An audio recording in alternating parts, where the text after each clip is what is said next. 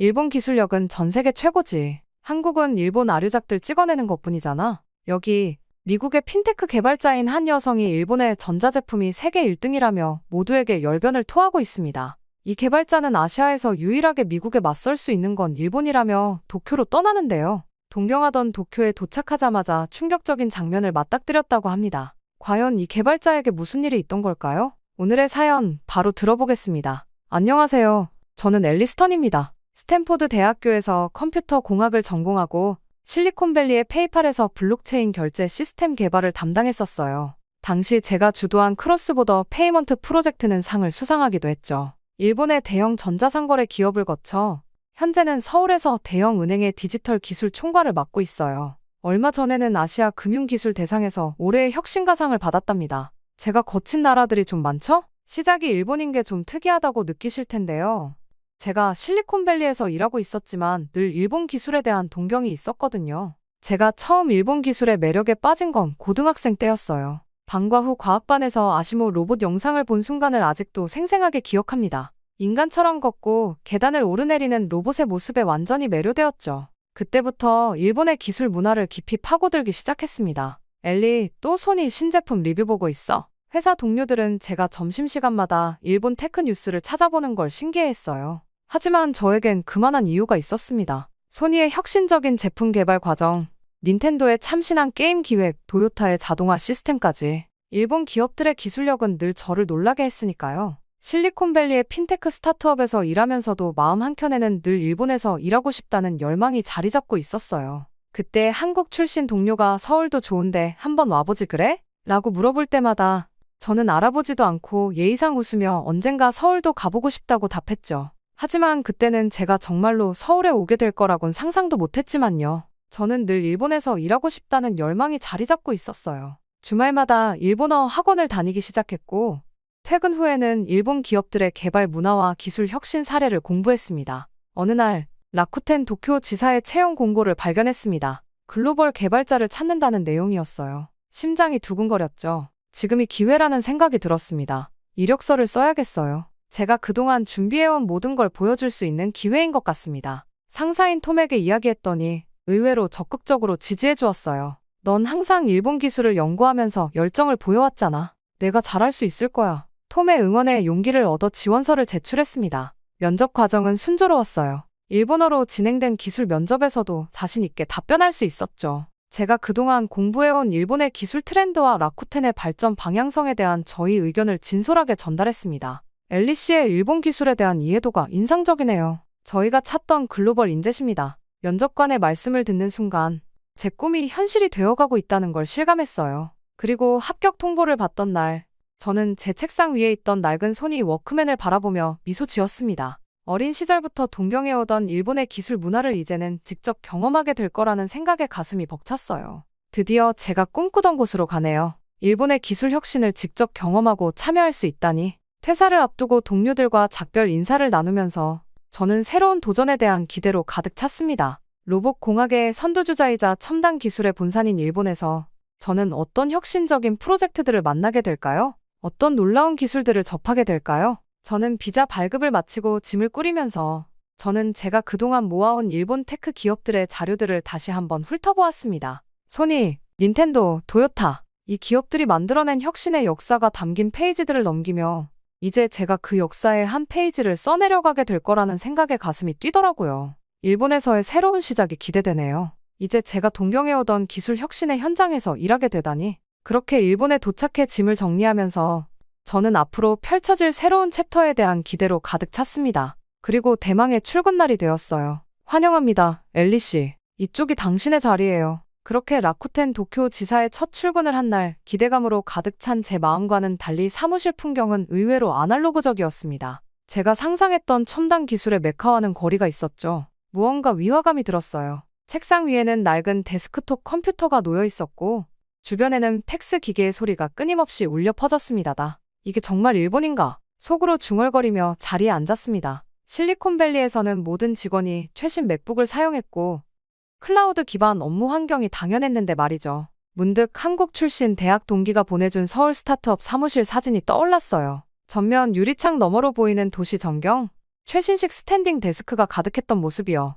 엘리 씨, 이건 휴가 신청서고, 이건 업무일지, 그리고 이건 지출 결의서예요. 모두 도장이 필요하니 잊지 마세요. 인사팀 직원이 수북이 서류를 내밀었습니다. 모든 문서는 일본어였고 각각 다른 결제 라인을 따라야 했죠. 아, 네? 그런데 이런 건 전자결제 시스템으로는 처리할 수 없나요? 우리는 기존 방식을 선호합니다. 확실하고 안전하거든요. 돌아온 답변에 고개를 끄덕였지만 마음 한켠이 묘하게 불편했어요. 그리고 점심시간이 되었어요. 동료들과 식당에 갔을 때도 충격의 연속이었습니다. 모두들 현금으로 계산하더군요. 저는 당연히 신용카드나 모바일 결제를 준비했었는데 실리콘밸리에서는 지갑 없이 스마트폰만으로도 충분했고 한국 친구들은 삼성페이 하나로 모든 걸 해결한다고 자랑하곤 했었는데 말이에요. 전 결국 근처 ATM을 찾아 현금을 인출해야 했죠. 이런 일은 비일비재했어요. 저녁에 동료들과 이자카야에 가도 주말에 아키하바라를 둘러봐도 현금이 필요한 순간이 너무나 많았습니다. 그리고 업무 환경도 예상과는 달랐어요. 새로운 기능 개발을 제안하면 수많은 회의와 결제가 필요했고 그 과정에서 산더미 같은 문서 작업이 쌓여갔습니다. 한국 개발자 친구는 매주 새로운 기능을 배포한다고 자랑했는데 여기서는 한 가지 기능을 추가하는데도 몇 달이 걸리곤 했죠. 이 부분은 A팀의 승인이 필요하고 B팀의 검토를 거쳐 C팀의 최종 확인을 받아야 합니다. 프로젝트 매니저의 설명을 들으며 저는 속으로 한숨을 쉬었어요. 실리콘밸리에서라면 하루 만에 결정될 일이 여기서는 왜 이렇게 복잡한 걸까요? 또한 레거시 시스템도 큰 문제였습니다. 2000년대 초반에 만들어진 코드베이스를 여전히 사용하고 있었고 새로운 기술 도입에는 극도로 보수적이었어요. 깃허브도 제한적으로만 사용했고 대부분의 코드 리뷰는 대면 회의를 통해 이루어졌죠. 보안상의 이유로 클라우드 서비스는 사용할 수 없습니다. 이 말을 들었을 때 저는 실리콘밸리의 스타트업은 물론 한국의 IT 기업들도 이미 클라우드를 적극적으로 활용하고 있다는 걸 떠올렸어요. 속이 답답했습니다. 당연히 외국인 직원을 위한 시스템도 미비했죠. 모든 사내 공지는 일본어로만 제공되었고 영어 버전은 존재하지 않았어요. 은행 업무도 마찬가지였고요. 인터넷 뱅킹을 신청하려면 수십 장의 일본어 서류를 작성해야 했고 영어 지원은 거의 없었습니다. 엘리 씨, 은행에 직접 방문하셔야 할 것 같네요. 통장 정리를 위해서요. 인사팀의 말에 저는 또 한 번 충격을 받았어요. 통장을 정리하러 은행을 방문해야 한다니. 모바일로 모든 은행 업무를 처리하는 게 당연했던 제게는 큰 문화 충격이었죠. 한국에 대해서 많은 외국인들이 놀라는 것들이 또 있는데요. 특히 사업을 위해 한국에 방문한 외국인들이 감탄하는 회사가 있다고 합니다. 독보적인 업계 1위이면서 고객 만족뿐 아니라 지역사회 환원까지 세상에 도움이 필요한 곳에 아낌없이 나눔과 봉사를 실천하고 있어 더욱 놀라움을 자아내는데요. 바로 신차 장기 렌트 및 리스 회사인 KS 오토플랜입니다. 차량 구매뿐 아니라 기존 차량 처분까지 원스톱으로 처리가 가능한 건 물론 항상 고객님께 듣고 고객님으로부터 답을 찾아 고객님께 돌려드리는 기업을 표방하는 만큼 렌트와 리스 시 중도 해지를 원하시는 경우 고객님이 최대한 페널티를 적게 가지고 가시도록 체계화된 승계 부서를 운영하고 있습니다. 사람을 최우선으로 생각하는 회사답게 처음 회사를 시작하던 그 마음 그대로 취약계층 아동과 시설의 지원을 아끼지 않는 KS 오토플랜. 따뜻한 심장을 가진 KS 오토플랜이 구독자 여러분들을 위해 특별한 혜택을 준비했습니다. 지금 고정 댓글을 클릭하시고 구독자분들만을 위한 특별한 혜택과 함께 이웃을 위한 나눔까지 실천해보세요. 이제 소유가 아닌 이용의 시대. 더 현명한 선택을 원하시다면 지금 당장 KS 오토플랜에서 시작하세요. 하지만 가장 힘들었던 건 이메일 문화였습니다. 모든 커뮤니케이션은 극도로 격식을 갖춰야 했고 한 번에 이메일을 보내기 위해서도 여러 번의 검토가 필요했어요. 실리콘밸리의 자유로운 소통 방식이 그리워지는 순간이었죠. 이 부분은 좀 더 공손하게 써주시겠어요? 그리고 CC 리스트도 다시 한번 확인해주세요. 상사의 피드백을 들으며 저는 문득 한국 스타트업에서 일하는 친구가 부러워지기 시작했습니다. 저는 퇴근 후 집으로 돌아가는 전철 안에서 메신저로 실리콘밸리 친구들과 도쿄에서의 경험을 공유했어요. 제가 상상했던 첨단 기술의 나라와 현실 사이의 간극이 이렇게 클 줄은 몰랐다고요. 링크드인을 훑어보다가 우연히 본 서울의 IT 기업들. 그들의 현대적인 업무 환경과 빠른 의사결정 문화가 문득 부러워지는 순간이었습니다. 그렇게 라쿠텐에서 6개월이 지난 어느 날, 저는 도쿄 시부야의 한 카페에 앉아 깊은 한숨을 내쉬었습니다. 오늘도 팩스 때문에 골치가 아팠거든요. 해외 거래처와의 계약서 처리를 위해 팩스를 보내야 했는데 기계가 말을 듣지 않았어요. 엘리 씨, 팩스가 안 되면 우편으로 보내면 됩니다. 늘 하던 대로요. 팀장님의 말씀에 저는 속으로 또 한 번 한숨을 쉬었죠. 일을 왜 이렇게 복잡하게 할까요? 그러다 전 스마트폰으로 뉴스를 훑어보다가 흥미로운 기사 하나를 발견했어요. 한국의 한 은행이 완전히 페이퍼리스 시스템으로 전환했다는 내용이었습니다. 모든 서류가 디지털화되고 도장 대신 생체 인증을 도입했다고 하더군요. 게다가 이미 오래전 일이었죠. 우리도 언제쯤 이렇게 될 수 있을까? 커피를 마시며 생각에 잠겼습니다. 일본은 분명 로봇 공학이나 자동차 기술에서는 세계 최고 수준이었는데 말입니다. 하지만 왜 일상적인 업무 환경은 이토록 아날로그적일까요? 오늘 급여 명세서 확인하셨나요? 도장 찍고 제출해주세요. 인사팀의 요청에 저는 고개를 절레절레 흔들었어요. 실리콘밸리에서는 모든 게 전자문서였고 한국 회사들도 카카오톡으로 급여 명세서를 보낸다고 들었는데 여기서는 왜 아직도 종이로 주고받는 걸까요? 저는 점심시간에 동료인 야마모토 씨와 이야기를 나눴습니다. 사실 저도 이런 시스템이 불편하다고 생각해요. 하지만 이게 우리의 문화니까요. 야마모토 씨의 말에 깊이 공감했지만 한편으로는 의문이 들었어요. 문화를 지키는 것과 효율성을 높이는 것은 꼭 상충될 필요가 있을까요? 그리고 프로젝트 회의에서도 비슷한 상황이 반복됐습니다. 새로운 핀테크 서비스를 기획하는 자리였는데 보안 문제를 걱정하며 기존 시스템을 고수하자는 의견이 대부분이었어요. 하지만 글로벌 트렌드는 완전히 다른 방향으로 가고 있어요. 블록체인 기술을 도입하면 제 제안은 언제나 검토해보겠습니다라는 모호한 답변으로 끝났죠. 회의실을 나오면서 한국의 핀테크 기업들이 이미 블록체인 기반 서비스를 상용화했다는 뉴스가 떠올랐어요. 또한 은행 업무도 여전히 큰 걸림돌이었습니다. 해외 송금을 하려면 반드시 지점을 방문해야 했고 온라인 뱅킹 비밀번호를 잊어버리면 다시 지점에 가서 재설정해야 했어요. 정말 지긋지긋하더라고요. 엘리, 일본에서는 이게 당연한 거야. 우리는 안전을 최우선으로 생각하거든. 동료의 설명이었지만 저는 의문이 들었습니다. 보안과 편의성이 꼭 반비례 관계일까요? 한국의 은행들은 생체인증으로 더 안전하고 편리한 서비스를 제공하고 있다고 들었는데 말이에요. 저는 주말에 신주쿠의 전자상가를 둘러보곤 했습니다. 최첨단 전자제품들이 즐비한 매장에서 신기한 광경을 목격했어요. 최신 스마트폰을 사려는 외국인 관광객에게 점원이 현금 결제만 가능하다고 설명하는 모습이었죠. 이게 바로 일본의 아이러니구나. 첨단 기술 제품을 파는 곳에서조차 디지털 결제를 받지 않는다니. 더 아이러니한 건 그 옆 가게에서 팔고 있는 로봇 청소기가 인공지능으로 집안 구조를 학습한다는 거였어요. 그리고 회사 시스템 개선 프로젝트에 참여했을 때의 일도 잊을 수 없습니다. 클라우드 전환을 제안했다가 큰 반발에 부딪혔어요. 우리의 데이터는 우리가 직접 관리해야 합니다. 클라우드는 위험해요. 보안팀장의 단호한 목소리에 저는 말문이 막혔습니다.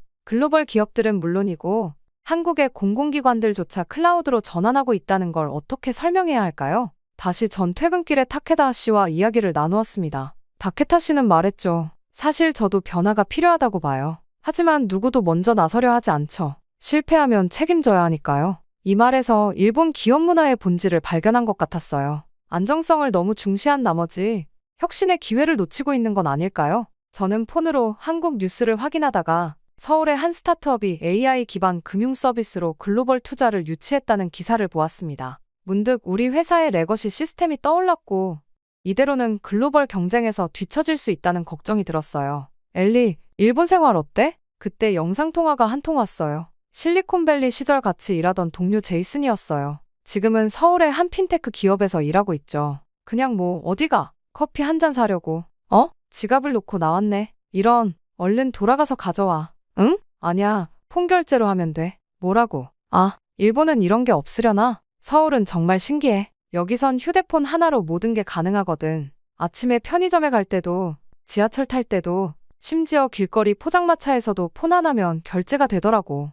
호기심이 생겼습니다. 다음 날에는 제가 제이슨에게 영상통화를 걸었어요. 자세히 얘기해줘. 거기서는 어떻게 일하는지 궁금해. 제이슨은 자신의 사무실을 카메라로 비추었습니다. 개방적인 공간, 최신식 장비들, 그리고 가장 눈에 띈 건 직원들의 활기찬 모습이었어요. 솔직히 좀 부럽더라고요. 지금 제 앞에 있는 풍경과 다른 광경의 기도 살짝 죽었습니다. 우리 회사는 모든 게 페이퍼리스야. 전자결제는 기본이고 회의록도 자동으로 AI가 정리해주지. 아, 그리고 이건 정말 대단한데. 우리가 개발 중인 새로운 결제 시스템은 생체 인증만으로 모든 금융거래가 가능해. 제 눈이 커졌습니다. 라쿠텐에서는 새로운 기능 하나를 추가하는데도 수많은 서류 작업과 도장이 필요한데. 근데 그게 다가 아니야. 여기 금융규제도 정말 선진적이더라고. 규제 샌드박스 덕분에 새로운 서비스를 빠르게 테스트하고 출시할 수 있어. 우리 팀은 지난달에만 3개의 새로운 피처를 론칭했어. 제이슨의 이야기는 계속 이어졌습니다. 서울의 핀테크 생태계, 빠른 의사결정 문화, 그리고 무엇보다 직원들의 복지가 정말 인상적이었어요. 재택근무도 자유롭고 사내 카페테리아도 있어. 아, 그리고 이건 진짜 충격적이었는데 입사하자마자 최신형 맥북을 줬어. 물론 개발 환경은 내가 원하는 대로 설정할 수 있고 저는 제 책상 위에 놓인 구형 데스크톱을 바라보았어요. 새로운 개발 툴을 설치하려면 IT팀의 승인을 받아야 하는 현실이 떠올랐죠. 어제는 정말 놀라운 일이 있었어. 팀장님이 갑자기 새로운 아이디어를 내셨는데 우리가 그 자리에서 바로 프로토타입을 만들어봤어. 2시간 만에 기본 기능이 구현됐지. 한국 사람들은 이런 걸 빨리빨리 문화라고 하더라고. 제이슨의 말에 저도 모르게 한숨이 나왔어요. 여기서는 하나의 기능을 추가하는데도 몇 주가 걸리는데 그나저나 여기 물가가 진짜 합리적이야. 회사 근처 코워킹 스페이스에서 일하는 글로벌 개발자들도 많아. 다들 서울이 살기 좋다고 하더라고. 여기 대기업들도 외국인 개발자를 적극적으로 뽑고 있어. 저도 모르게 서울의 날씨를 검색해보았어요. 도쿄와 비슷하네요. 문득 진지한 고민이 들었습니다. 야근은 어때? 도쿄는 너무 힘들어. 물론 바쁠 때는 있지. 하지만 우리 회사는 자율 출퇴근이야. 코어타임 외에는 내가 원하는 시간에 일할 수 있어. 그리고 업무 효율이 정말 높아. 제이슨이 보내준 사무실 사진들을 보며 저는 깊은 생각에 잠겼어요. 최신식 휴게 공간, 수면실, 샤워실까지. 개발자를 위한 환경이 완벽해 보였습니다. 아, 그리고 가장 중요한 걸 깜빡했네. 여기는 기술 스택 선택도 자유로워. 레거시 시스템에 발이 묶여있는 현재 상황이 떠올랐어요. 새로운 기술을 도입하고 싶어도 할 수 없는 현실이 더욱 답답하게 느껴졌죠. 다음 달에 우리 팀에서 새로운 포지션이 열릴 것 같아. 관심 있으면 내가 레퍼럴 해줄게. 연봉도 도쿄랑 비슷하고 스톡 옵션도 있어. 통화를 끊고 난 후 저는 많은 생각에 잠겼습니다. 착잡하기도 했지만 왠지 모르게 가슴이 두근거리고 있었어요. 지원해보는 건 어떨까? 도쿄의 한 스타벅스에서 제이슨이 보내준 채용 공고를 다시 한번 읽어보았습니다. T은행의 글로벌 핀테크 개발팀. 기술 스택도 복지도 개발 문화도 모두 완벽해 보였어요. 망설임 끝에 지원서를 작성하기 시작했습니다. 실리콘밸리에서의 경험, 라쿠텐에서의 프로젝트들, 그리고 새로운 도전에 대한 저희 열정을 담았죠. 쓰고 보니 정성을 다하고 있더군요. 제 마음에 어떠한 동요가 일어난 걸까요? 그런데 놀랍게도 다음날 아침 바로 연락이 왔어요. 엘리님, 서류 검토 결과 저희가 찾던 적임자로 판단됩니다. 화상 면접은 언제가 편하실까요? 그리고 일본에서의 길고 복잡했던 채용 과정과는 완전히 달라 깜짝 놀랐어요. 이틀 뒤 첫 면접 그리고 사흘간의 기술 면접을 거쳐 최종 합격 통보를 받았습니다. 모든 과정이 화상으로 진행됐고 결정도 빨랐죠. 축하해, 엘리. 이제 우리 같이 한국에 있게 됐네. 제이슨의 축하 메시지를 받으며 웃음이 났어요. 하지만 동시에 걱정도 되었죠. 또 다른 나라로의 이동, 새로운 환경에 적응. 그런데 놀라웠던 건 그 다음이었습니다. T은행의 인사팀에서 모든 비자 발급 절차를 도와주겠다고 했어요. 온라인으로 필요한 서류를 제출하고 나머지는 그들이 처리해 주었죠. 한국의 비자 발급 시스템이 완전히 디지털화되어 있어서 처리가 빠릅니다. 걱정하지 마세요. 인사 담당자의 말에 안도감이 들었어요. 일본에서 겪었던 복잡한 행정 절차가 떠올랐거든요. 그리고 회사에 사직서를 제출하는 날, 팀장님께서 물으셨어요. 한국으로 가시는 이유가 궁금합니다. 새로운 도전을 해보고 싶어요. 특히 핀테크 분야에서 혁신적인 시도를 해보고 싶습니다. 제 대답에 팀장님은 잠시 생각에 잠기셨다가 말씀하셨어요. 우리도 변화가 필요하다는 걸 알지만 쉽지 않네요. 가서 좋은 경험 많이 하시길 바랍니다. 서울에서의 새로운 삶을 준비는 모든 게 순조로웠죠. 회사에서 소개해준 부동산 앱으로 원룸을 계약했고 휴대폰 개통도 온라인으로 미리 해결했습니다. 정말 일사천리더군요. 저는 이사 준비를 하면서 문득 깨달았어요. 도쿄에서 모았던 현금 다발과 도장들이 이제는 필요 없겠구나. 서울은 모든 게 디지털화되어 있다고 하니까요. 너무 홀가분했습니다. 입사하시면 법인카드와 최신형 맥북을 바로 지급해드립니다. 개발 환경 설정은 자유롭게 하시면 됩니다. 인사팀의 안내 메일을 받고 있자니 가슴이 설렜어요. 드디어 제가 꿈꾸던 환경에서 일할 수 있게 된 거죠. 제 인생에서 예정에도 없던 한국이 불쑥 다가온 거예요. 이게 된다고요? 그렇게 입사 첫날, 제 눈앞에서 벌어진 광경은 믿기 힘들 정도였어요. 인사팀 직원이 제 얼굴을 한번 스캔하더니 모든 출입증 발급이 끝났다고 하더군요. 생체 인증만으로 건물 어디든 출입할 수 있다고 했어요. 저는 어안이 벙벙했습니다. 일본이었으면 상상도 못했을 일이었죠. 특히 한국인들은 늘 새로움을 추구했고 늘 빨랐습니다. 한국은 이미 우리 시대에 할 수 있는 모든 기술을 다 활용해서 살아가고 있었어요. 제이슨의 말대로 정말 휴대폰 하나만 있으면 한국에선 모든 일 처리가 가능했습니다. 그리고 한 달이 지난 어느 날, 저는 특별한 프로젝트에 참여하게 됐습니다. 외국인을 위한 간편 금융 서비스를 개발하는 거였어요. 엘리 씨가 도쿄에서 겪은 불편함을 다 해결해주는 서비스를 만들어봐요. 팀원들의 제안에 가슴이 뭉클했어요. 제가 겪은 어려움을 다른 외국인들은 겪지 않게 하자는 거였죠. 이런 구체화가 한국이 더 빠르게 발전하도록 기여한 것 같습니다. 한국은 아이디어가 실현되는 곳이었어요. 집으로 돌아가는 지하철에서 제 휴대폰에 울리는 수많은 슬랙 알림을 보며 미소 지었어요. 실시간으로 소통하고 빠르게 결정하고 과감하게 시도하는 문화. 이게 바로 제가 꿈꾸던 개발 환경이었네요. 지하철에서 내려 서울의 야경을 둘러보며 문득 도쿄에서의 나날들이 떠올랐어요. 그때의 답답함이 있었기에 지금의 이 자유로움이 더욱 값지게 느껴지는 걸까요? 저는 개발자로서 늘 더 나은 방법을 찾아 헤매는 사람이에요. 실리콘밸리에서 도쿄로, 그리고 이제는 서울에서 마침내 제가 꿈꾸던 혁신을 찾았고 이뤄가고 있네요.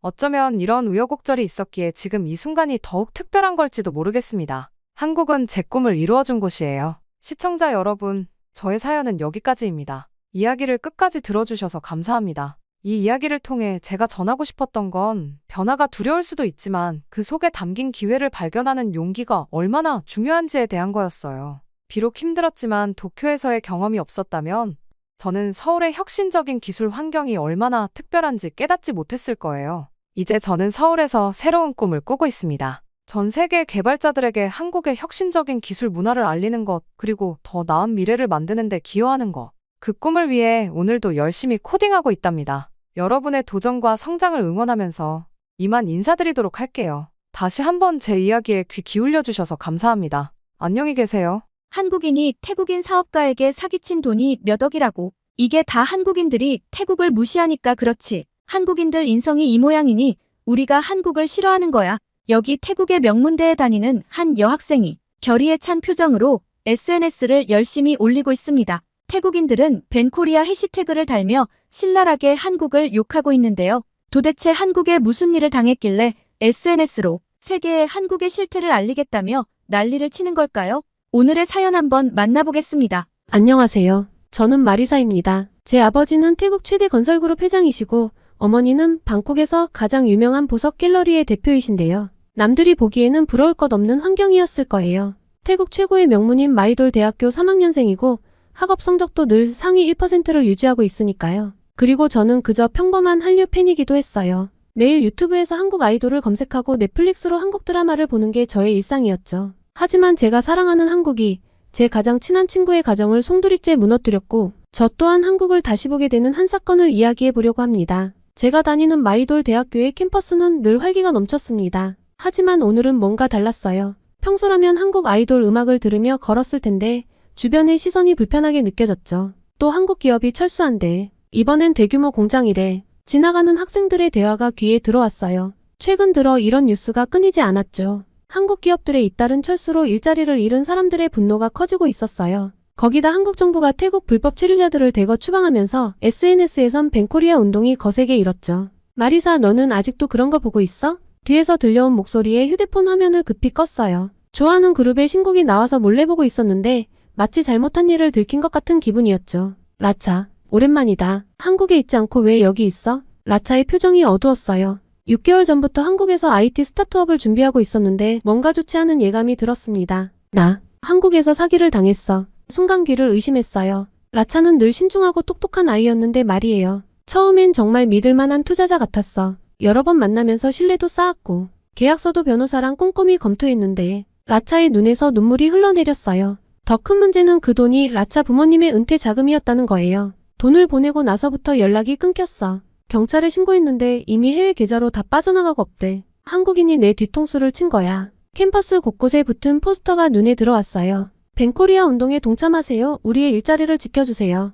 불과 몇 주 전만 해도 없던 광경이었죠. 지금 태국 사람들이 한국에서 얼마나 고통받고 있는지 알아? 불법 체류자라고 한들 짐승처럼 쫓겨나고 있어. 라차의 목소리가 떨렸어요. 뉴스에서도 연일 보도되는 내용이었죠. 수천 명의 태국인들이 강제 추방되면서 양국 관계는 최악으로 치달았습니다. 그날 이후 라차는 완전히 달라졌어요. 수업에도 잘 나오지 않았고 연락을 해도 대부분 받지 않았죠. SNS에는 벤코리아 해시태그를 연신 달았고 제가 올렸던 K-팝 관련 게시물에도 날선 댓글을 남기기 시작했어요. 라차가 우울증 진단을 받았대. 한 달 뒤 공통 수업을 듣는 친구에게 소식을 들었어요. 약도 처방받았지만 잘 먹지 않는다고 했죠. SNS를 열 때마다 가슴이 답답해졌어요. 예전에는 즐거운 팬들의 이야기로 가득했던 공간이 이제는 혐오와 분노로 가득 찼습니다. 한국 기업이 떠나면 뭐 어때? 우리가 더 잘할 수 있어. K-팝이나 보면서 현실을 외면하는 배신자들. 불법 체류자 강제 추방, 우리도 한국 문화를 추방하자. 매일 밤 이어지는 집회 소식이 전해졌어요. 한국 기업 앞에서, 한국 문화원 앞에서, K-팝 굿즈샵 앞에서 분노한 시민들이 모여들었죠. 제 취미인 한국 게시물 올리기도 못하겠더라니까요. 매일 수백 개의 게시물을 관리하고 번역하고 소통해야 했지만 이제는 그마저도 힘들어졌습니다. 창밖에선 또다시 시위대의 구호 소리가 들려왔습니다. 한국 타도. 우리의 존엄을 지키자. 그 소리를 들으며 스마트폰을 바라보았죠. 좋아하는 그룹의 새 뮤직비디오가 올라왔다는 알림이 떠 있었지만 재생 버튼을 누를 용기가 나지 않았습니다. 라차의 우울증 소식이 들린 뒤로 밤잠을 이루기가 힘들어졌어요. 매일 밤 천장을 바라보며 생각에 잠기곤 했죠. 거리에선 반한 시위가 계속되고 뉴스에선 양국 갈등을 보도하고 그 속에서 저는 점점 더 혼란스러워졌습니다. 내가 사랑했던 한국 문화는 이제 어디로 가야 할까요? 분노와 배신감 속에서 진실은 어디에 있을까요? 창밖의 시위 소리를 들으며 저는 또 한숨을 내쉬었습니다. 다음날 가족들과 함께하는 아침 식사 자리는 평소와 달리 무거웠어요. 아버지는 평소보다 일찍 신문을 펼쳐들었고 어머니는 걱정스러운 눈빛으로 아버지를 바라보셨죠. 최근 주가가 또 떨어졌대요. 어머니의 조심스러운 말에 아버지는 한숨만 내쉬었어요. 태국 최대 건설그룹의 회장이신 아버지는 최근 들어 부쩍 피곤해 보이셨죠. 한국 거래처들과의 관계가 악화되면서 주요 프로젝트들이 줄줄이 중단되고 있었거든요. 마리사, 오늘 저녁에는 일찍 들어오려무나. 아버지의 목소리가 평소보다 낮았습니다. 요즘 들어 자주 늦게까지 회사에 계시던 아버지가 일찍 귀가하신다니 분명 중요한 이야기가 있으실 것 같았어요. 학교에 도착하자 캠퍼스는 여전히 시끄러웠습니다. 벤코리아 운동이 더욱 거세지면서 곳곳에서 역시나 시위가 벌어지고 있었죠. 태국 전체를 뒤흔들고 있었어요. 마리사, 잠깐 볼 수 있을까? 강의가 끝나고 나오는데 지도 교수님이 부르셨어요. 교환학생 지원 마감이 코앞으로 다가왔는데 아직 결정을 못했다는 걸 아시는 것 같았죠. 이번에 한국의 대학교에서 연락이 왔단다. 내 성적과 한국어 실력이면 합격은 확실할 것 같아. 교수님의 말씀에 가슴이 뛰었어요. 솔직히 기뻤는데 동시에 불안감도 밀려왔습니다. 지금 이 시기에 한국으로 간다는 게 과연 옳은 걸까? 한국인들이 날 차별하면 어쩌지? 그리고 한국이 라차 말대로 나쁜 나라면 어쩌지? 불안감이 꼬리를 물고 이어졌습니다. 그리고 그날 저녁 식사 자리에서 아버지는 평소보다 많이 지쳐 보이셨습니다. 한국 쪽 파트너사들과의 계약이 대부분 파기될 것 같구나. 20년 넘게 쌓아온 관계가 이렇게 끝나다니. 아버지의 떨리는 목소리를 처음 들었어요.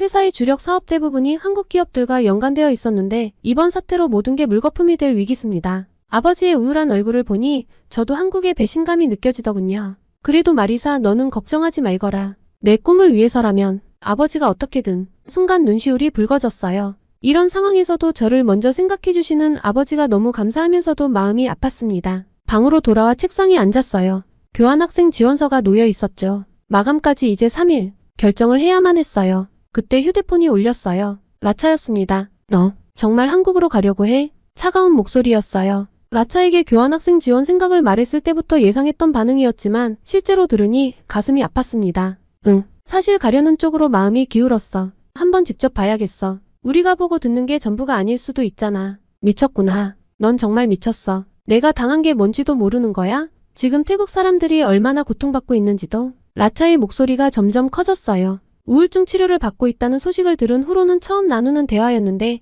이렇게 될 줄은 몰랐죠. 라차, 난 그저 됐어. 더 이상 말하지 마. 너 같은 배신자랑은 더 이상 친구하고 싶지 않아. 전화가 끊겼습니다. 깊은 한숨을 내쉬며 노트북을 켰어요. 포털 사이트에는 연일 한국 관련 부정적인 뉴스가 쏟아지고 있었죠. 하지만 동시에 묘한 의문도 들었어요. 이게 정말 전부일까? 지난 3년간 한국 문화를 통해 느낀 감동과 위로는 진짜가 아니었을까? 단순한 포장된 이미지일까? 아니면 우리가 보지 못한 또 다른 모습이 있는 걸까? 책상 서랍을 열어 오래된 콘서트 티켓을 꺼내보았어요. 그날의 감동, 그들이 전해준 메시지, 함께 울고 웃었던 순간들. 이 모든 게 거짓일 리는 없다고 생각했습니다. 지원서를 다시 펼쳤어요. 한글로 한자 한자 정성스럽게 써내려갔습니다. 저는 진실을 보고 싶습니다. 한국의 그리고 우리의 진짜 모습을. 창밖에서 들리는 시위 소리, 회사의 위기, 라차의 분노. 모든 게 저를 막아서고 있었지만 오히려 그래서 더 가봐야 할 것 같았어요. 그리고 다음날 아침 지원서를 제출했습니다. 라차에게서 온 수십 통의 부재중 전화와 문자를 무시한 채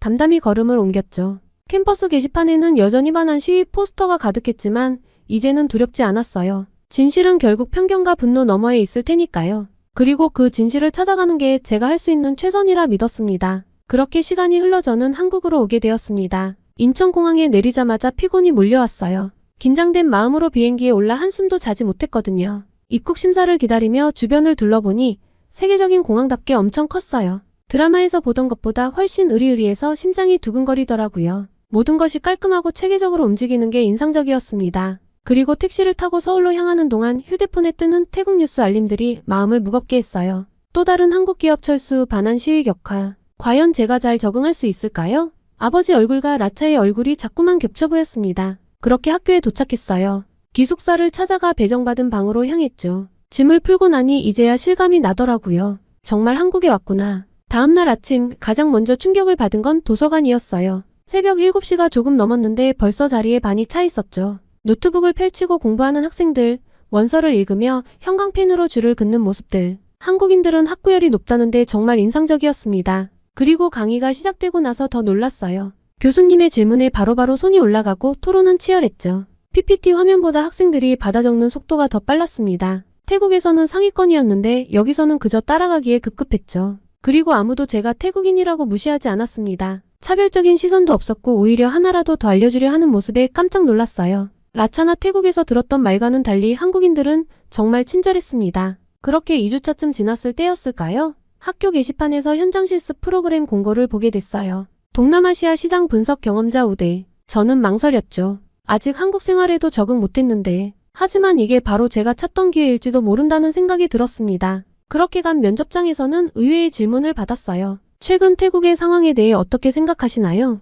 예상했던 질문이 나왔습니다. 저는 솔직하게 답했어요. 제가 여기 온 이유 직접 보고 판단하고 싶다는 마음을요. 솔직히 안 뽑힐 줄 알았는데 천만다행히 합격을 했고 대기업 연구개발센터에서 실습을 시작하게 됐습니다. 정말 심장이 두근거리더라고요. 제가 한국 대기업에서 실습을 하다니 한국 드라마 주인공이 된 기분이었어요. 이쪽이 저희 신소재 연구실입니다. 첫날부터 놀라움의 연속이었어요. 최첨단 장비들, 밤늦게까지 연구하는 연구원들, 그리고 무엇보다 놀라웠던 건 이건 태국의 기후에 특화된 신소재예요. 현지 중소기업들과 공동 개발 중이죠. 태국에서는 한국 기업들이 단순히 시장을 장악한다고만 생각했는데 이렇게 현지화된 기술을 연구하고 함께 발전하려 노력하고 있었다니 알아가면 알아갈수록 새로운 사실들이 발견되는 게 흥미로웠습니다. 팀 프로젝트도 새로웠어요. 한국 학생들은 마치 실제 비즈니스처럼 진지하게 임했죠. 이 부분은 태국 시장 데이터가 필요할 것 같은데 태국은 제가 찾아볼게요. 근데 이렇게 접근하면 어떨까요?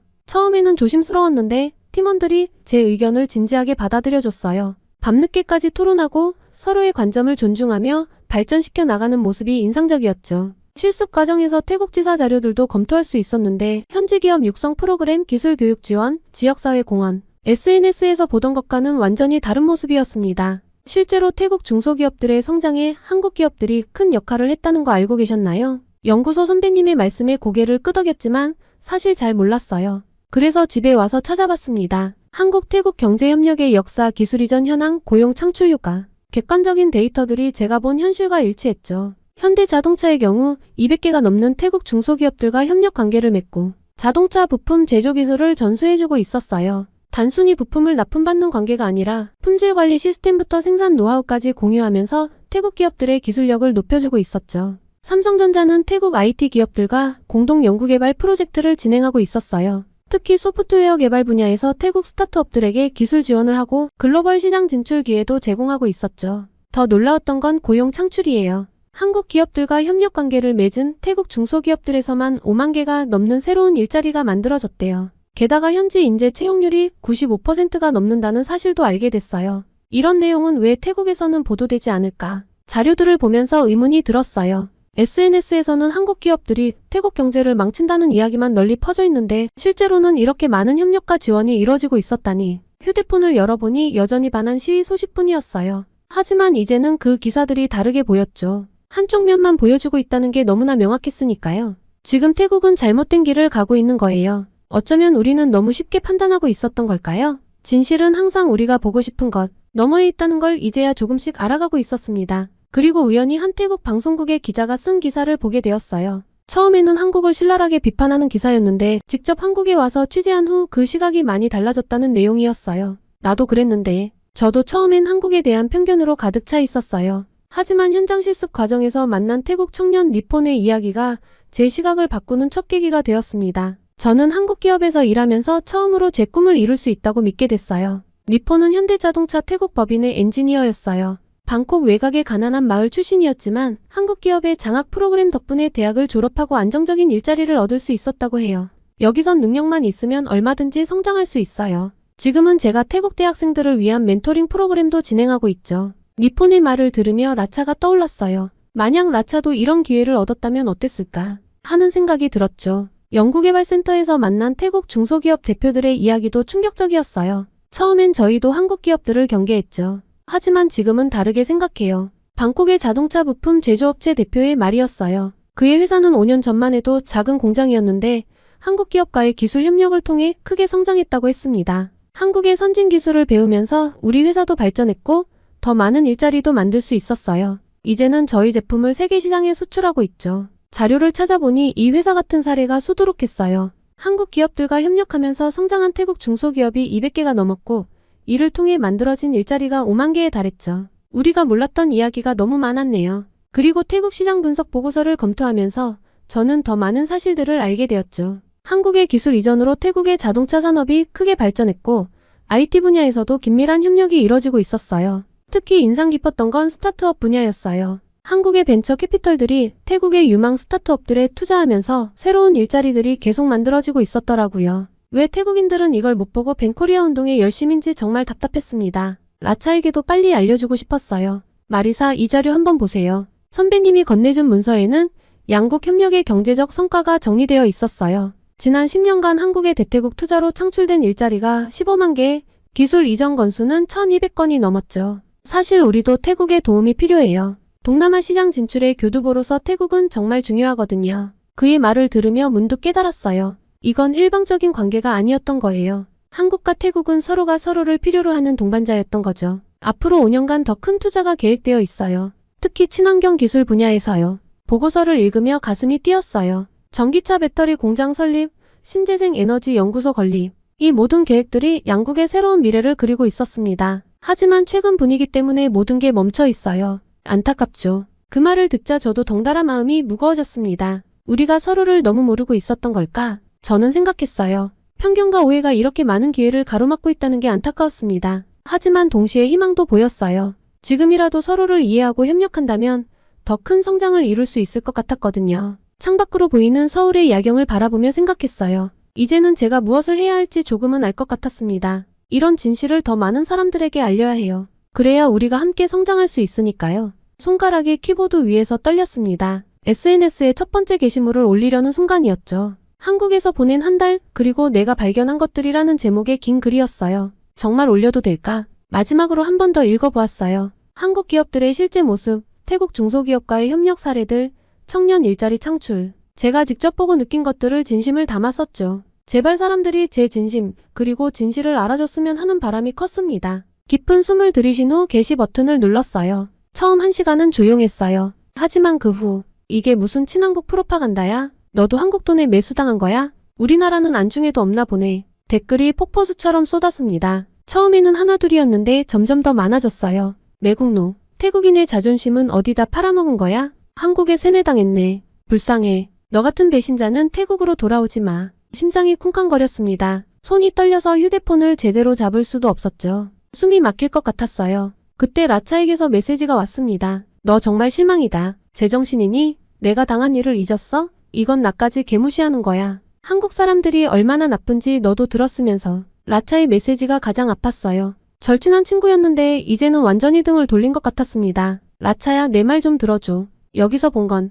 보낸 메시지는 읽지 않은 채로 남아 있었습니다. 라차의 인스타그램을 보니 절 언팔로우했더군요. 그날 밤 기숙사방에서 울면서 태국 뉴스를 봤어요. 벤코리아 운동이 더욱 거세지고 있다는 기사였죠. 댓글들은 한국에 대한 증오로 가득했습니다. 다음날 상황은 더 악화됐어요. 제 SNS 계정으로 계속해서 악성 메시지가 쏟아졌고 일부 극성 팬들은 제 개인정보를 퍼뜨리기 시작했거든요. 마리사의 아버지가 한국 기업과 거래하는 회사 회장이래. 그래서 이런 글을 쓴 거야. 걔네 집 주소 찾았다. 여기야. 무서웠어요. 정말 무서웠어요. 하지만 동시에 화도 났죠. 제가 본 진실을 이렇게 왜곡하고 매도하는 게 너무 억울했으니까요. 그래서 두 번째 글을 썼어요. 더 구체적인 자료와 데이터를 첨부하면서 잠깐만요. 우리가 너무 한쪽 면만 보고 있는 건 아닐까요? 제가 직접 본 한국은 하지만 상황은 더 나빠졌습니다. 이번에는 제 태국대학교 커뮤니티까지 발칵 뒤집혔어요. 마이돌 대학의 명예를 실추시키는 행위. 한국 유학 다녀와서 우리나라 욕하는 애. 저런 애가 우리 학교 대표로 갔다니. 눈물이 멈추지 않았어요. 폰을 끄고 싶었지만 그럴 수도 없었습니다. 가족들이 걱정될까봐. 그런데 어머니께서 전화를 하셨어요. 마리사 괜찮니? 아버지가 회사에서 항의 전화를 많이 받고 계시네. 목이 메었어요. 제 행동이 가족들에게까지 영향을 미치고 있다는 사실이 너무 괴로웠죠. 죄송해요, 엄마. 제가. 괜찮아, 딸? 내가 옳다고 믿는 걸 한 거잖아. 엄마의 따뜻한 말씀에 또다시 눈물이 흘렀습니다. 밤새 고민했어요. 글을 내려야 할까? 아니면 계속 진실을 알려야 할까? 제가 본 것들은 분명 진실이에요. 하지만 이 진실을 알리는 과정에서 제가 감당해야 할 대가가 너무 컸습니다. 창밖을 바라보며 생각에 잠겼어요. 이곳에서 본 것들, 배운 것들, 그리고 깨달은 진실들. 이걸 포기하고 싶지 않았습니다. 노트북을 다시 펼쳐들었어요. 이번에는 더 신중하게, 하지만 더 단단한 마음으로 글을 쓰기 시작했죠. 우리가 미워해야 할 건 서로에 대한 오해와 편견이에요. 누군가를 미워하기 전에 먼저 이해하려 노력해보는 건 어떨까요? 글을 쓰면서도 떨렸어요. 또다시 비난이 쏟아질 걸 알면서도 이번에는 물러서고 싶지 않았거든요. 라차에게도 긴 메시지를 보냈어요. 내가 겪은 일은 정말 불공평했어. 하지만 그게 전부는 아니야. 우리가 보지 못했던, 알지 못했던 이야기들이 있어. 내 말을 한 번만 들어줘. 여전히 답장은 오지 않았지만 이번에는 괜찮았어요. 언젠가는 이해해줄 거라고 믿으니까요. SNS에서 쏟아지는 비난을 보면서도 노트북을 닫을 수 없었어요. 오히려 이런 오해와 갈등을 어떻게 해결할 수 있을지 고민하게 되더라고요. 이건 누군가 나서서 풀어야 해. 밤새 생각하다가 문득 아이디어가 떠올랐어요. SNS상의 논쟁이나 일방적인 글로는 부족해요. 직접 만나서 이야기를 나눠야 해요. 한국 태국 청년 교류 포럼. 떨리는 손으로 기획안을 작성하기 시작했습니다. 처음에는 단순한 아이디어였는데 쓰다 보니 구체적인 형태가 잡히기 시작했어요. 양국 청년들이 직접 만나 대화할 수 있는 자리, 특히 창업과 취업에 관심 있는 학생들이 모여서 아침이 밝아올 때까지 기획안을 다듬었어요. 한국 기업에서 성공한 태국 청년들의 사례 발표, 스타트업 준비하는 청년들의 토론회, 양국 기업 인사 담당자들과의 만남까지 계획에 모두 넣었어요. 마리사, 이거 정말 대단한데? 한국 친구 선영이가 기획안을 검토해주면서 말했어요. 국제교류처에 제안해보라고 조언해 주었죠. 교수님께도 자문을 구했어요. 흥미로운 시도네요. 하지만 현실적인 어려움이 많을 거예요. 교수님의 우려는 당연했어요. 예산 문제도 있고 양국 학생들의 참여를 이끌어내는 것도 쉽지 않을 거예요. 하지만 이대로 멈출 순 없었죠. 한번 시도해보겠습니다. 퇴근 후에도 이메일을 보내고 전화를 돌리고 있어요. 양국에서 사업하는 기업들, 문화교류에 관심 있는 단체들을 찾아보면서 다행히 몇 군데서 긍정적인 반응이 오고 있었습니다. 가장 큰 고민은 라차예요. 아직도 제 메시지를 읽지 않고 있지만 이번 포럼에 꼭 초대하고 싶어요. 라차야, 내가 직접 와서 한국 청년들과 이야기를 나눠봐. 내가 겪은 어려움도 털어놓고 그들의 이야기도 들어보자. 긴 메시지를 보내고 나서 답장을 기다리는 중이에요. 아직 읽지는 않았지만 언젠가는 읽을 거예요. 현재 포럼 준비는 막바지에 이르고 있어요. 20명의 한국 학생들과 15명의 태국 학생들이 참가 신청을 했죠. 니폰도 발표자로 참여하기로 했습니다. 저는 한국 기업에서 일하면서 많이 배웠어요. 이런 경험을 다른 태국 청년들과 나누고 싶어요. 니폰의 말에 용기를 얻었어요. 이런 진정성 있는 이야기들이 쌓이다 보면 분명 변화가 시작될 거예요. 더 큰 계획도 구상 중이에요. 포럼을 시작으로 양국 청년 창업 인큐베이팅 프로그램을 만들고 싶어요. 한국과 태국의 청년들이 함께 창업을 준비하고 서로의 시장을 이해하며 함께 성장할 수 있는 플랫폼이죠. 이건 단순한 교류 프로그램이 아니에요. 우리의 미래를 함께 만들어가는 거죠. 발표 자료를 준비하면서 이런 생각이 들었습니다. 지금 SNS에서는 여전히 비난과 악성 댓글이 이어지고 있지만 이제는 두렵지 않아요. 진실은 결국 만남을 통해 전해질 거야. 포럼 날짜가 다가오고 있어요. 모든 게 완벽하진 않겠지만 이게 시작이에요. 첫걸음이 가장 어렵다지만 누군가는 그 첫걸음을 내딛어야 하니까요. 마리사 포럼 포스터 초안이 나왔어. 디자인팀에서 보내온 포스터를 보며 가슴이 뛰었습니다. 함께 꿈꾸는 미래, 한태 청년 교류 포럼. 이제 정말 현실이 되어가고 있네요. 라차에게 또 메시지를 보냈습니다. 내가 겪은 일은 정말 불공평했어. 하지만 그걸 변화시킬 수 있는 건 우리야. 이번 포럼에서 내 이야기를 들려줘. 내 경험이 다른 청년들에게 도움이 될 거야. 아직도 답장은 없지만 포기하지 않을 거예요. 이건 라차만의 문제가 아니니까요. 우리 모두의 이야기, 우리 모두의 미래니까요. 현재 인큐베이팅 프로그램 기획안도 작성 중이에요. 실리콘밸리의 스타트업 인큐베이터들을 참고하면서 한국과 태국의 특성을 반영한 프로그램을 구상하고 있죠. 양국의 장점을 결합하면 더 큰 시너지가 날 거예요. 이제 첫 포럼이 일주일 앞으로 다가왔어요. 떨리지만 설레는 마음이 더 큽니다. 이게 끝이 아닌 시작이 될 거라는 걸 알고 있으니까요. 그리고 라차에게 답장이 왔어요. 마리사, 기분을 좀 가라앉히고 네가 보낸 메시지들을 다 읽어봤어. 보내준 자료들도 봤고 내가 개인적인 감정으로 한국에 오해가 있던 게 맞아. 인정해. 저는 정말 뛸 듯이 기뻤습니다. 그래서 내 사기당한 사건도 다시 봤는데 뒤통수 친 놈이 한국인이 아니라 조선족이라더라. 중국인이래. 그리고 라차가 포럼에 오겠다고 말할 땐 눈물까지 날 뻔했더라니까요. 저는 지금도 포럼 준비로 바쁜 나날을 보내고 있어요. 여러분께 제 이야기를 들려드리는 동안에도 태국에서 새로운 참가 신청이 들어왔다는 소식을 받았네요. 여러분, 제 이야기를 여기까지 들어주셔서 진심으로 감사드립니다. 처음 한국에 왔을 때의 불안한 마음, 현장 실습에서 배운 것들, SNS에서 맞닥뜨린 비난과 고민들, 이 모든 이야기를 끝까지 귀 기울여 들어주셔서 감사해요.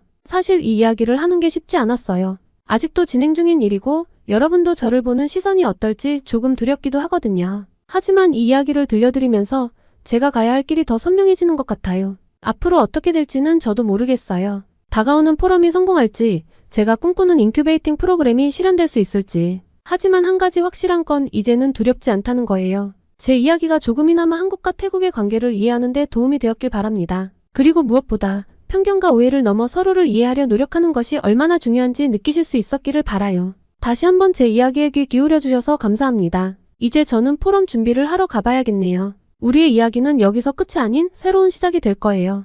여러분도 각자의 자리에서 누군가의 이야기에 귀 기울이고 편견 없이 바라보는 용기를 가지시길 바랍니다. 감사합니다. 더 이상 중국의 미래는 없어요. 전 한국으로 가야겠어요. 여기 중국 북경대 출신의 촉망받는 엘리트가 있습니다. 유명 음식점을 운영하는 아버지, 지역 공산당 간부인 어머니 밑에서 자라나 중국의 유명 일간지 기자로 일하던 그야말로 아쉬울 것 없던 여성인데요. 어느 날 갑자기 한국행을 선언해 모두에게 충격을 주었다고 하네요. 대체 무슨 사연일까요? 오늘의 사연 시작합니다. 안녕하세요. 저는 장멍윤이라고 합니다. 한국에 도착한 지 며칠 되지 않아 이렇게 메일을 보내는데요. 지금 이 이야기를 시작하는 제 마음이 무겁네요. 솔직히 말씀드리면 제 가족들이 아직 중국에 있어서 모든 걸 터놓고 말하기가 쉽지 않습니다.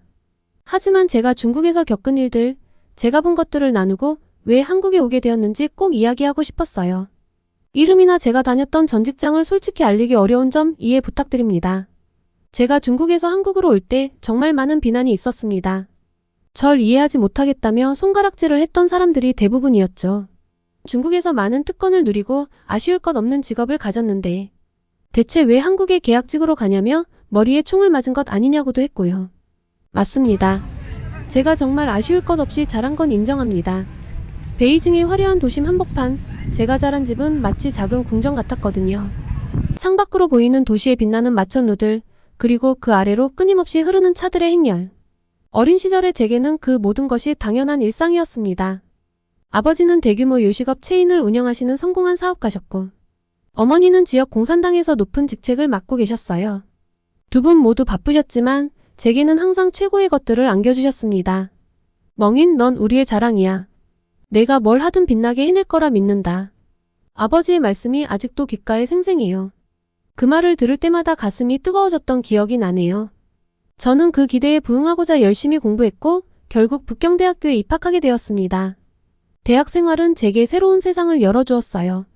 다양한 배경의 학생들을 만나고 새로운 지식을 접하면서 제 시야가 넓어지는 걸 느꼈죠. 하지만 지금 돌이켜보면 그때의 저는 여전히 금빛 우리 안에 갇혀 있었던 것 같아요. 세상의 불평등이나 부조리에 대해 들었지만 그것이 제 현실이라고는 전혀 생각하지 못했으니까요. 부끄럽지만 진실을 회피했던 것도 같습니다. 졸업 후 저는 중국의 유명 일간지에 입사하게 되었어요. 유창한 영어 실력 덕에 저를 데리고 가려는 곳이 많아서 골라서 취업을 할 수준이어서 취업도 어렵지 않았습니다. 드디어 기자가 되겠다는 꿈을 이룬 첫 출근 날 가슴이 두근거리던 그 느낌을 아직도 잊을 수가 없어요. 붉은 벽돌로 지어진 웅장한 사옥, 분주하게 오가는 기자들, 그리고 편집실에서 들려오는 키보드 소리까지 모든 것이 제게는 새롭고 흥미진진했습니다. 장 기자, 우리 신문사의 자랑이 되어주길 바라네. 진실을 전하는 것, 그것이 우리의 사명이야. 편집장님의 말씀에 저는 고개를 끄덕이며 결의를 다졌죠. 하지만 그때 저는 신문사에서 이야기하는 진실이라는 것이 어떤 의미인지 정확히 알지 못했어요. 처음 맡은 기사는 지역 경제 발전에 관한 것이었어요. 번화가의 새로운 쇼핑몰 오픈, 첨단 기술 기업의 성장 등을 다루었죠. 제가 쓴 기사가 신문에 실렸을 때의 그 뿌듯함이란 말로 표현할 수 없을 정도였어요. 부모님도 무척 자랑스러워하셨고 친구들도 축하 메시지를 보내왔습니다. 그렇게 시간이 흘러갔어요. 저는 점점 더 중요한 기사들을 맡게 되었고 제 이름이 알려지기 시작했습니다. 하지만 지금 생각해보면 그때의 제 기사들은 모두 표면적인 것들 뿐이었어요. 화려한 성과와 발전상만을 다루었지 그 이면에 숨겨진 문제들은 보지 못했던 거죠. 멍인, 내 기사 정말 훌륭해. 우리나라의 발전상을 아주 잘 보여주고 있어. 동료 기자의 칭찬에 저는 그저 미소 지었습니다. 하지만 지금 돌이켜보면 그때의 저는 진정한 의미의 기자가 아니었던 것 같아요. 그저 보이는 대로 들리는 대로만 쓰고 있었으니까요. 제 삶은 순탄했고 미래는 밝아 보였습니다. 하지만 제 마음 한구석에는 작은 의문이 자라나고 있었어요. 이게 정말 전부일까? 내가 보지 못하고 있는 것은 없을까? 그때 저는 이 의문이 제 인생을 완전히 뒤바꿔 놓을 거라고는 상상도 못했습니다. 마음속에 있던 의문은 아주 우연한 계기로 답을 찾게 되었습니다. 그리고 제 삶에는 엄청난 지각 변동이 찾아왔어요. 어느 날 아침, 저는 평소와 다름없이 커피 한 잔을 마시며 뉴스를 확인하고 있었어요. 그런데 화면에 비친 영상은 저를 충격에 빠뜨렸습니다. 중국을 강타한 대규모 홍수 소식이었죠. 그리고 전화벨이 울렸습니다. 장 기자, 즉시 현장으로 가야 해. 이번 홍수 상황을 취재해와. 편집장의 다급한 목소리에 저는 곧바로 짐을 싸기 시작했습니다. 기차에서 내려 현장에 도착했을 때 제 눈앞에 펼쳐진 광경은 그야말로 물지옥이었습니다. 거센 비바람에 흔들리는 나무들, 물에 잠긴 도로와 건물들, 그리고 그 사이로 필사적으로 대피하는 사람들의 모습. 제 심장이 쿵쾅거리기 시작했어요. 끔찍한 현장을 고스란히 담아 생생한 리포트를 데스크로 급하게 보냈죠. 그런데 돌아온 답이 충격적이었습니다. 장 기자, 정부의 대응과 구조 활동에 초점을 맞추세요. 피해 상황은 간단히만 언급하고요. 편집장의 지시에 저는 한숨을 내쉬었습니다. 현장에서 목격한 참상을 있는 그대로 전하지 못하는 것이 너무나 안타까웠지만 저는 결국 반복적으로 수정 지시가 계속해서 나오는 것을 견디지 못했습니다. 원래 기사를 대폭 수정해서 양쯔강 유역의 홍수 상황과 정부의 대응에 대해 간략히 언급하고 구조 활동의 성과를 부각시켰죠. 하지만 마음 한구석이 무거웠습니다. 그 후 며칠 동안 저는 계속해서 현장을 돌아다녔습니다. 양쯔강 하류에 위치한 안우이성의 상황은 특히 심각했어요. 곳곳이 물에 잠겨 있었고 주민들은 절망에 빠져 있었습니다. 한 마을에서는 주민들이 직접 제방을 쌓고 있었습니다. 정부의 지원이 늦어지자 스스로를 지키기 위해 나선 것이죠. 저는 그들의 모습을 카메라에 담았습니다. 하지만 이 영상도 사진도 결국 신문사 홈페이지에 올라가지 못했습니다. 정부 대응의 미흡함을 보여줄 수 있는 내용은 안 됩니다. 데스크의 말에 저는 좌절감을 느꼈습니다. 진실을 전하는 것이 언론의 역할 아닌가요? 대학에서 배웠던 언론의 역할은 존재하지 않았습니다. 하지만 저는 계속 열정적으로 취재를 이어갔어요.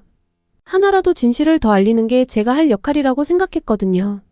그로부터 며칠 후 양쯔강 중류의 산샤댐 상황을 취재하러 갔을 때였습니다. 댐의 수위가 위험 수준에 도달했다는 소식을 듣고 서둘러 현장으로 향했죠. 도착해보니 댐 관리자들의 얼굴에는 긴장감이 가득했습니다. 초당 7만 6천 세제곱미터의 물이 유입되고 있습니다. 댐 건설 이래 최대치입니다. 관리자의 말에 저는 등골이 오싹해졌습니다. 만약 이 댐이 무너진다면 어떻게 될지 그 결과는 상상도 하기 싫었습니다. 하지만 이런 심각한 상황도 제대로 보도되지 않았습니다. 대신 산샤댐이 홍수를 효과적으로 통제하고 있다는 식의 기사만 통과가 되었죠. 취재를 마치고 돌아오는 길, 저는 깊은 고민에 빠졌습니다.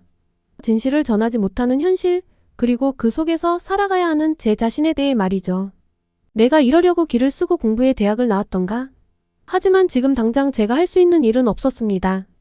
정부의 신속한 대응과 구조 활동을 중점적으로 다루고 피해 상황은 최소화하라라는 정부에서 내려온 언론 보도 지침을 따라갈 수밖에 없었죠. 물론 이 과정에서 제 나름대로 타협점을 찾아 쓰긴 했습니다. 완전한 거짓말을 하기는 싫지만 그렇다고 모든 진실을 말하면 아예 데스크에서 통과가 되지 않으니 정부의 대응을 중심으로 기사를 썼지만 최대한 피해 상황도 언급하려 노력했습니다.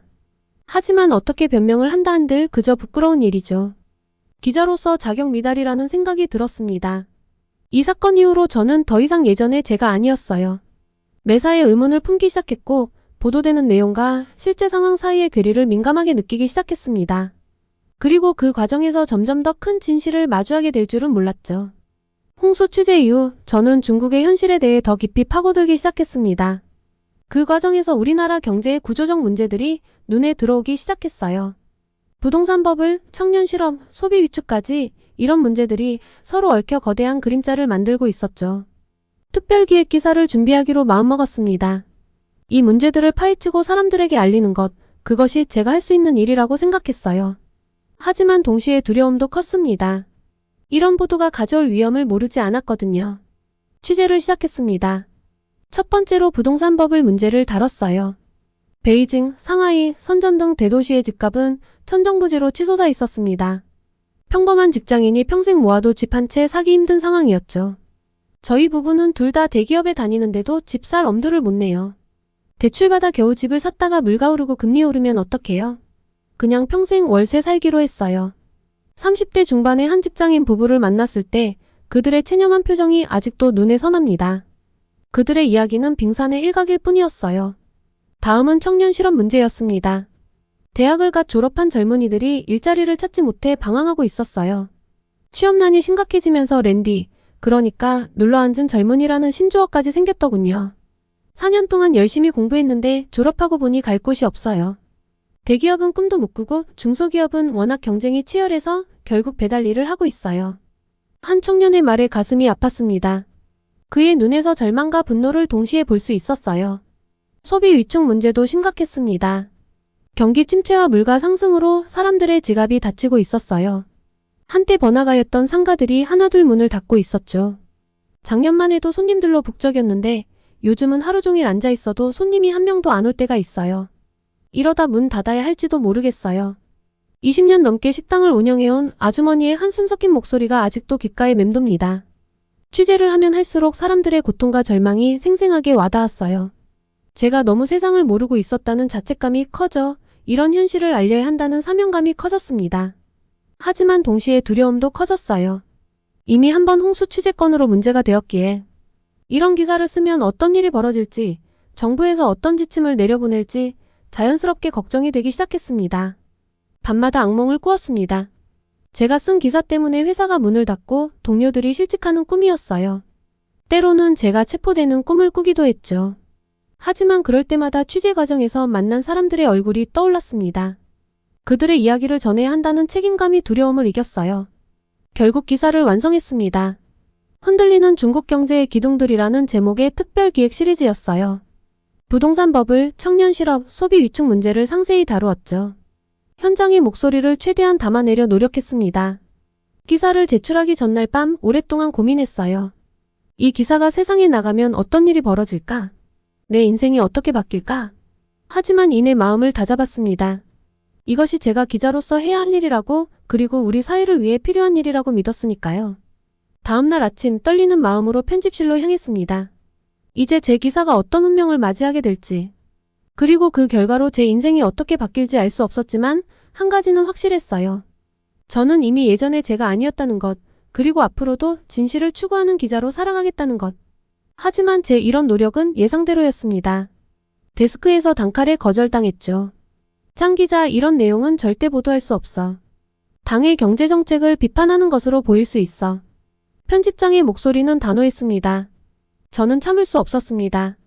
하지만 이건 모두 사실입니다. 우리가 이런 현실을 보도하지 않으면 누가 합니까? 이게 우리 기자의 역할 아닙니까? 제 항의에 편집실은 순간 얼어붙었습니다. 모두의 시선이 저를 향했죠. 그때 평소 저를 아껴주시던 왕 선배가 다가와 제 팔을 잡았습니다. 멍인, 잠깐 나와보지. 커피 한잔 하자. 사무실을 나와 카페에 도착했을 때 왕 선배의 표정은 무거웠습니다. 멍인, 넌 아직 세상을 모르는구나. 그가 한숨을 쉬며 말을 이었습니다.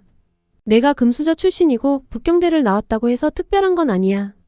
당에 반하는 행동은 누구에게도 용납되지 않아. 하지만 선배, 우리가 진실을 보도하는 게 말이죠. 진실?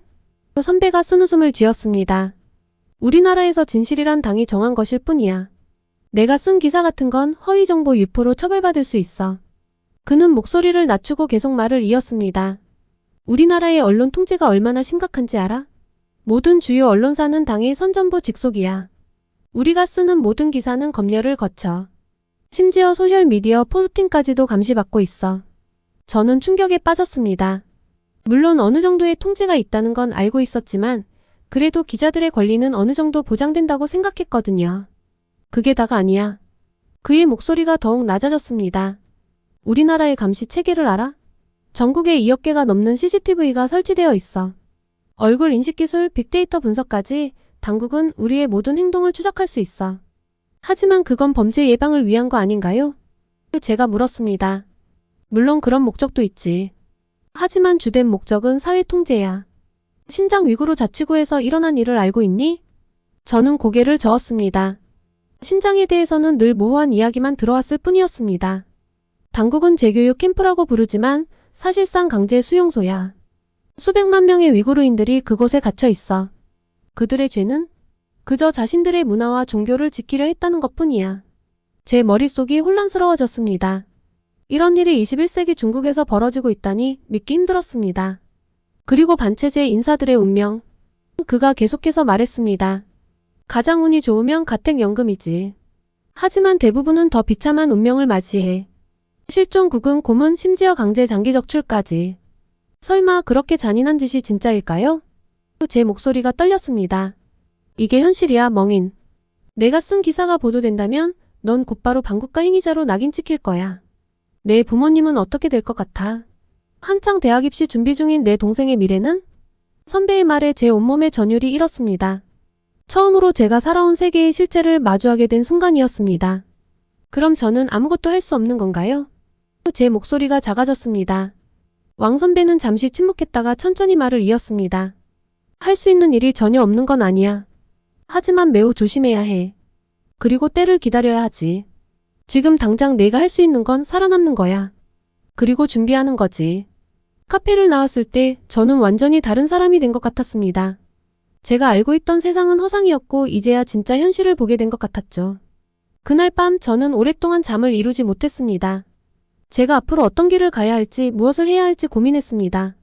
하지만 한 가지는 분명했습니다. 더 이상 예전의 저로 살아갈 순 없다는 것. 하지만 제 마음의 변화와는 달리 데스크는 절대 변할 생각이 없었습니다. 저는 그날 이후 특별관리 대상이 되어 데스크에서 아예 기사 내용을 다 잡아주기 시작했습니다. 장 기자, 이번 경제지표 기사는 좀 더 긍정적으로 써야겠어. 성장률을 2% 정도 올려서 작성하게. 매번 거짓 보도를 강요하는 편집장의 지시를 들으며 가슴속에서 불길이 치솟는 걸 느꼈어요. 그의 말에 고개를 끄덕이긴 했지만 속으로는 비명을 지르고 있었죠. 사무실을 나와 화장실로 향했습니다. 거울 속 제 모습은 창백하고 지쳐 보였어요. 이게 정말 내가 꿈꾸던 기자의 모습일까? 물을 세차게 틀어 얼굴을 적시며 스스로에게 물었습니다. 그날 밤 집으로 돌아가는 지하철에서 인터넷을 뒤지다 우연히 한국인 광고를 보게 됐어요. 한국의 한 신문사에서 중국 담당 기자를 찾고 있다는 내용이었습니다. 한국어 능력이 아니라 영어 능력만 된다면 지원이 가능하다고 써 있었습니다. 그 순간 마치 운명의 손길이 저를 이끄는 것 같았어요. 이게 내 기회일까? 생각하며 광고를 몇 번이고 다시 읽었습니다. 한국이라 그곳에서라면 진실을 말할 수 있을까? 가슴이 뛰기 시작했어요. 흥분과 두려움이 뒤섞인 채로 집에 도착했죠. 그날 밤 잠을 이루지 못했습니다. 머릿속엔 온갖 생각들이 꼬리에 꼬리를 물고 이어졌어요. 한국에 가면 어떤 삶이 기다리고 있을까? 부모님은 어떤 반응을 보이실까? 내가 정말 이 안전하고 편안한 삶을 뒤로하고 떠날 수 있을까? 하지만 이 고민은 오래가지 않아 제 오랜 친구 리샤를 통해 해결됐습니다. 리샤는 제 고등학교 친구로 기상캐스터로 일하고 있죠. 퇴근 후 만난 리샤가 이야기했습니다. 멍인, 큰일이야. 중국으로 새로운 태풍이 북상 중이래. 리샤의 목소리에 걱정이 가득했어요. 근데 그게 뭐가 큰일이야? 매년 있는 일 아냐? 제가 물었죠. 리샤는 주위를 둘러본 뒤 낮은 목소리로 말했어요. 지난번 홍수 피해가 제대로 복구되지 않았어. 이 상황에 태풍의 위험성을 축소해서 보도하라는 지시가 내려왔어. 리샤의 눈에 눈물이 고이는 걸 봤어요. 난 더 이상 이렇게 살 수 없을 것 같아. 나 때문에 사람들이 죽어나가는 꿈을 꾸는데 시키는 대로 할 수밖에 없는 현실이 너무 갑갑해. 그 순간 제 마음속에 있던 모든 의심이 사라졌어요. 이건 더 이상 개인의 문제가 아니었죠. 우리의 거짓말로 인해 수많은 사람들의 생명이 위험에 처할 수 있다는 사실을 깨달았어요. 리샤, 나도 더는 못 참겠어. 한국으로 갈 거야. 이날 집에 들어와 한국에서 뜬 취업 공고에 지원서를 냈습니다. 그리고 중국 생활을 정리할 준비를 하기 시작했죠. 그리고 부모님께 제 결심을 알렸습니다. 사실 일방적인 통보였어요. 예상대로 격렬한 반대에 부딪혔습니다. 내가 미쳤구나. 여기가 얼마나 좋은데. 너 내가 곱게 키워주니까 세상 무서운 줄을 모르는데. 지금 한국에 계약직으로 가겠다는 거야? 이 좋은 직장을 놔두고? 아버지의 분노 섞인 목소리가 집안을 울렸습니다. 어머니는 눈물을 흘리며 말씀하셨죠. 멍이나, 우리가 널 위해 얼마나 노력했는지 알잖니. 가슴이 찢어지는 것 같았습니다. 하지만 이미 결심은 섰어요. 부모님, 정말 죄송해요. 하지만 전 이대로 살 수 없어요. 진실을 말하고 싶어요. 사람들의 생명을 지키고 싶어요. 눈물을 흘리며 말했습니다. 며칠간의 격렬한 논쟁 끝에 부모님은 마지못해 동의하셨어요. 어머니는 한숨을 쉬며 말씀하셨죠. 내가 행복하기만 하면 된다. 아버지는 여전히 화가 나 보였지만 마지막엔 이렇게 말씀하셨어요. 조심해라. 언제든 돌아올 수 있다는 걸 잊지 마라. 짐을 싸는 동안 온갖 감정이 밀려왔습니다. 두려움, 기대, 슬픔, 흥분까지 창밖으로 보이는 베이징의 풍경을 바라보며 이 도시와의 이별을 준비했어요. 20년이 넘는 세월 동안 나를 품어준 이 도시를 떠난다는 게 실감나지 않았죠. 미련 없이 사직서를 던지고 회사를 나오던 날 홀가분한 기분도 들었습니다. 이런 저에 대한 동료들의 반응은 제각각이었죠. 정신 나갔어? 이 좋은 직장을 왜 그만둬? 너 같은 금수저나 할 수 있는 선택이지. 우리 같은 일반인은 꿈도 못 꿔. 특히 후자의 말에 저는 마음이 아팠습니다. 제가 금수저라서가 아니라 양심에 따라 행동하는 것뿐인데 말이죠. 하지만 그들의 입장을 이해하지 못하는 것은 아니었습니다. 생계를 위해 또는 두려움 때문에 침묵하는 그들의 모습이 안타까웠습니다. 그리고 제가 마지막으로 만날 사람이 있었어요. 제게 진실을 알려준 왕 선배였습니다. 카페에서 마주 앉은 왕 선배는 깊은 한숨을 내쉬었습니다. 사실 난 내가 부러워. 내가 한 선택이 옳다는 걸 알지만 나는 그럴 용기가 없어. 제가 존경하던 선배로부터 칭찬을 받으니 조금 머쓱하더군요. 어색하게 웃는데 선배가 말을 이었습니다. 문제를 느끼고 개선하기 위해 노력을 했고, 그리고 현실의 벽에 부딪혔을 때 과감한 탈출을 하는 것. 넌 이것만으로도 좋은 기자야. 한국에 가서 중국의 진실을 많이 보도하고 중국 사람들에게도 현실을 보게 만들어줘. 넌 할 수 있을 거야. 행동하는 멋진 내 후배를 응원해. 왕 선배의 말에 제 눈시울이 붉어졌습니다. 선배의 응원에 힘을 얻은 저는 더욱 단단한 결심을 하게 되었습니다. 고맙습니다, 선배님. 꼭 진실을 알리겠습니다. 그리고 언젠가 선배님과 다시 함께 일할 수 있는 날이 오길 바랍니다. 공항으로 향하는 차 안에서 베이징의 거리를 바라봤습니다. 익숙한 건물들, 표지판들, 사람들. 모든 것이 새롭게 보였어요. 마치 처음 보는 것처럼요. 과연 다시 이곳으로 돌아올 수 있을까? 하는 생각이 들었죠. 보안 검색대를 통과하고 출국장으로 향하는 순간 가슴이 두근거렸습니다. 이제 돌이킬 수 없다는 걸 깨달았어요. 뒤를 돌아보니 부모님이 서 계셨죠. 눈물을 참으며 손을 흔들었습니다. 비행기에 오르며 깊은 숨을 내쉬었습니다.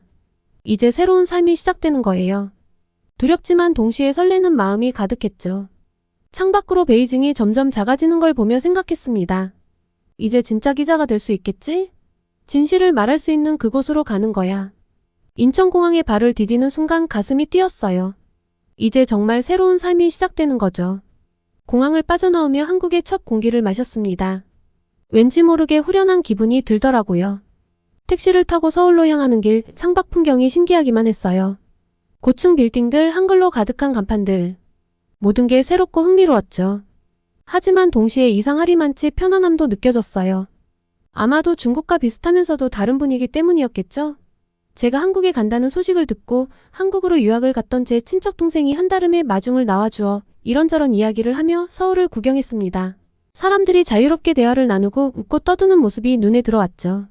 문득 중국에서는 늘 주변을 경계하며 말을 조심했던 게 떠올랐어요. 그제야 실감이 났어요. 정말 자유로운 나라에 왔구나 라는 것이 실감이 됐죠. 자유롭게 인터넷을 사용하고 이야기하고 거리낌 없는 삶. 단 하루 만에 저는 엄청난 깨달음을 얻었습니다. 숙소에 돌아와 휴대폰을 켰어요. 오늘 하루 동안 느낀 점들이 너무 많아서 어딘가에 털어놓고 싶었죠. 익명 SNS 앱을 열고 조심스럽게 글을 썼어요. 중국과 한국의 차이점, 한국의 자유로운 분위기, 놀라운 기술 수준, 그리고 문화산업의 힘에 대해 솔직하게 적었죠. 글을 올리고 얼마 지나지 않아 알림이 울리기 시작했어요. 처음엔 기대 반 걱정 반으로 댓글을 열어봤는데 순간 충격을 받았어요. 예상치 못한 악성 댓글들이 쏟아지고 있었거든요. 넌 배신자야. 한국에 가서 뭘 배웠길래 이런 소리를 해? 조국을 모욕하는 내 글을 보니 역겹다. 마치 폭풍우 속에 휩쓸린 것 같았어요. 제 의도와는 전혀 다르게 받아들여지고 있었죠. 해명하려고 댓글을 달았지만 상황은 더 악화됐어요. 중국의 장점을 모르는 내가 무슨 자격으로 비교해? 너 같은 애들 때문에 우리나라가 욕먹는 거야. 댓글들을 읽으며 가슴이 아팠어요. 사람들이 진실을 말해줘도 진실을 받아들일 수 없을 만큼 눈과 귀가 가려졌다는 걸 다시 한번 느꼈습니다. 익명인데도 이렇게 알아서 자체 검열이 되니 중국의 언론은 발전할 수 없겠죠. 저는 진실을 이야기했을 뿐인데 왜 이렇게 공격받아야 하는 걸까요? SNS의 반응을 보니 제 결정이 옳았다는 확신이 들었습니다. 당분간 중국 생각은 하지 않고 한국에 완벽하게 적응해야지 라고 생각하며 휴대폰을 닫고 샤워를 했어요. 씻고 나와서 창밖을 바라보며 생각에 잠겼습니다.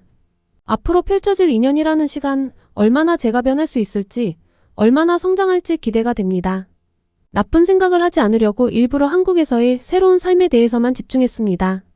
저는 이제 자유롭게 의견을 나누고 새로운 기술을 배우고 세계적인 문화 트렌드의 중심에서 일하게 될 거예요. 그동안 꿈꿔왔던 진정한 언론인으로서의 삶을 경험할 수 있겠죠. 하지만 동시에 불안감도 컸어요. 과연 2년 후에 중국으로 돌아갈 수 있을까요? SNS에서 봤던 그 악플들이 떠올랐어요. 제가 쓴 기사들이 중국에서 어떻게 받아들여질지, 그리고 그로 인해 제 미래가 어떻게 달라질지 아무도 모르는 일이니까요. 그래도 지금은 앞으로 나아가는 것에 집중해야 해요. 우선 한국어부터 열심히 배울 생각입니다.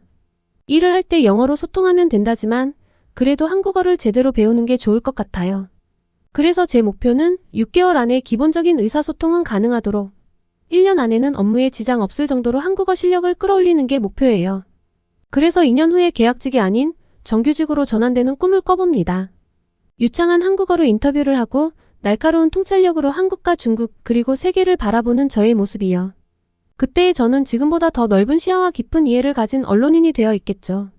하지만 가장 큰 과제는 이 모든 경험을 어떻게 중국에 전달할 수 있을 것인가 하는 거예요. 제가 배운 것들을 어떻게 하면 중국의 발전에 도움이 되게 할 수 있을까요? 제가 한국에 머무르는 동안 이 문제에 대한 답을 꼭 찾는 것을 목표로 쉼없이 달려보려고 합니다. 그렇게 된다면 저를 비난했던 사람들, 그리고 제 선택을 마음에 들어 하지 않았던 부모님께도 충분한 답이 될 거라고 생각해요. 아마 이 이야기가 소개되는 날, 저는 새 회사에 출근해서 낯선 시간을 보내고 있을 텐데요. 새로운 저의 출발에 많은 응원을 해주시면 감사하겠습니다. 아직 한국이 낯설지만 잘 적응해서 또 한 번 이야기를 전하겠습니다. 오늘 영상 재미있게 보셨나요? 아직 구독과 좋아요를 눌러주시지 않은 분들이 계시다면 구독과 좋아요를 꼭 눌러주시고 감동저장소 구독자 여러분들을 위한 특별한 혜택을 만나보세요. 정말 좋은 기회로 명품 브랜드인 에르메스의 헤어 바디 트래블 키트를 소개해드릴 수 있게 되었는데요. 시즌에 구애받지 않고 남녀노소 누구나 좋아할 선물용 구성으로 부담 없는 가격, 누구나 좋아할 고급스러운 향으로 구성된 트래블 키트입니다. 싱그러움이 가득한 에르메스의 상징적인 향을 담은 선물로 주는 분과 받는 분 모두 품격을 높여보세요. 에르메스의 헤어 바디용품이 궁금하셨던 분들께도 강력 추천. 지금 바로 고정 댓글을 확인하세요.